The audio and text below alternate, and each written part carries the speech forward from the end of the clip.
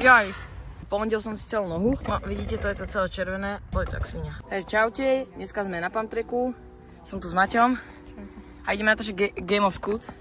A uvidíme, ako to dopadne. Ja tak rozhodli sme sa, že asi zadám prvý, ne? Presne.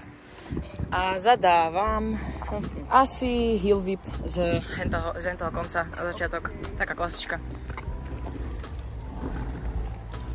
Klasika, heel whip. Ešte máme jeden počet. Áno. Tomu, že to počítam a zadávaš ty. Ja zadávam, že tu sa rozbehnem a tam, kde bola heel whip, tak tam dám bar. Fúha. No bar je moja slabá stránka. Nevadí, uvidíme. Dobre. Dal som to? Uznáš mi to? Ale áno. Dobre, a ja zadám už trochu pritvrdíme asi double whip. Kľudne.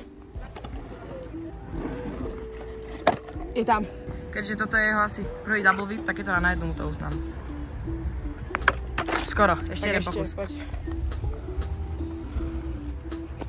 Tak máme sko, som dal na jednu. No, a zadávaš ty. Takže pôjdeme z tajto na hentu, takú stranšiu rampu. Tam vyskočíš len, dopadneš a hneď z toho jedného skoku bar. Fúha, no dobre. Okay. To bude blbé, lebo tu je ešte taký štrk, aké tam dopadne.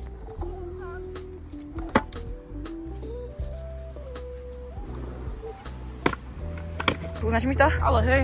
Dobre, tak môžeme tu rovno ostať. Ja z henta sem zadám kickless, ak sa mi podarí. Okay.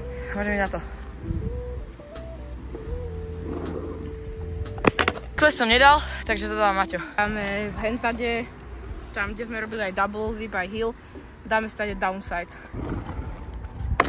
Ja som to dal, ale neustal. Ok ľudia, takže zadám asi double heel whip, tam kde som zadával aj kickless. Môžeme ísť na to.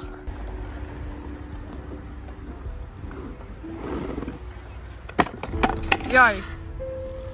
Takže ľudia, pomodil som si celú nohu, teraz trochu krývam, ale dá sa to rozchodiť. Celé koleso je v ríti.